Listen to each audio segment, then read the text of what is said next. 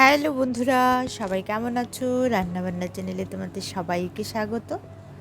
আজকে আমি খুব সিম্পল একটা রান্না করব। ফেলে দেওয়া জিনিস দিয়ে রান্নাটা করব। তো চলো শুরু করে দিই রান্নাটা। কড়াইয়ে তেল দিয়েছি, দিয়ে দিলাম কিছুটা কালো জিরে ফোড়ন। এবার দিয়ে দিলাম লাউয়ের খোসা, খুব ছোট করে কুচিয়ে নিয়েছি। ভালো করে ধুয়ে দিয়ে দিলাম, নুন হলুদ দিয়ে আস্তে আস্তে করে মজিয়ে নেব রান্নাটা ঢাকনা দিয়ে দিয়ে। পেঁয়াজ দিয়েও খাওয়া যায়, পেঁয়াজ রসুন দিয়ে, তো আমি নিরামিষভাবেই করছি রান্নাটা, খুব ভালো লাগে খেতে। তো বন্ধুদের বলছি, আমার চ্যানেলটা যদি তোমাদের ভালো লাগে প্লিজ সাবস্ক্রাইব করে পাশে থেকো, পাশে থাকা বেল আইকনটিও প্রেস করে দিও তোমরা। আর আমার নতুন বন্ধুদের বলছি, যারা আমার ভিডিও দেখছো এখনও সাবস্ক্রাইব করোনি, প্লিজ সাবস্ক্রাইব করে পাশে থেকো তোমরা। তো দেখো অনেকটাই ভাজা ভাজা হয়ে এসছে, আরও কিছুটা হবে, একটু সময় নিয়ে করতে হবে, ভালো করে সেদ্ধও হবে। সাথে কিছুটা আলু দিয়েছি, খুব সামান্য আলু দিয়েছি, দুটো আলু আর একটা আস্ত লাউয়ের খোসা আলুর মতো ছোট ঝিরি ঝিরি করে কেটে নিয়েছিলাম। আবারও ঢাকনা দিয়ে দিয়েছি।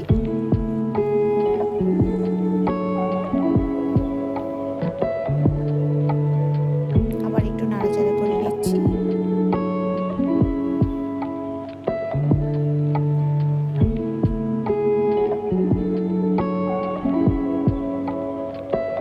তো এবার মিশিয়ে নিচ্ছি।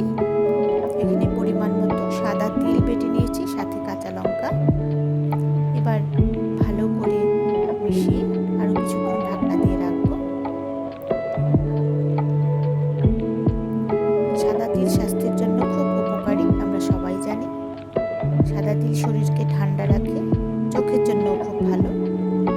তো দিয়ে দিলাম কিছুটা চিনি, নিরামিষ রান্নাতে একটু মিষ্টি দিলে ভালো লাগে খেতে।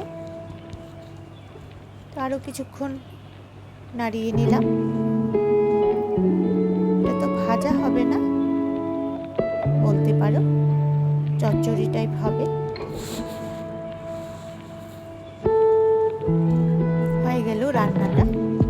তো আমার রান্নাটা যদি তোমাদের ভালো লাগে একটা লাইক করে দিও, কমেন্ট করে জানাবে রান্নাটা কেমন হয়েছে। ভালো লাগলে বন্ধুদের সাথেও শেয়ার করে নিও। তো দেখো সম্পূর্ণ রেডি হয়ে গেল রান্নাটা। এবার একটা পাত্রে ঢেলে নিচ্ছি। তো বন্ধুদের কাছে আমার একটা অনুরোধ রইল, তোমরা একটা লাইক দিয়েই রান্নাটা দেখা শুরু করবে, ভিডিওটা দেখা শুরু করবে। এইভাবেই পাশে থেকো আমার, আর বন্ধুদের সাথে শেয়ার করে দিও, সাবস্ক্রাইব করে পাশে থেকো। দেখা হবে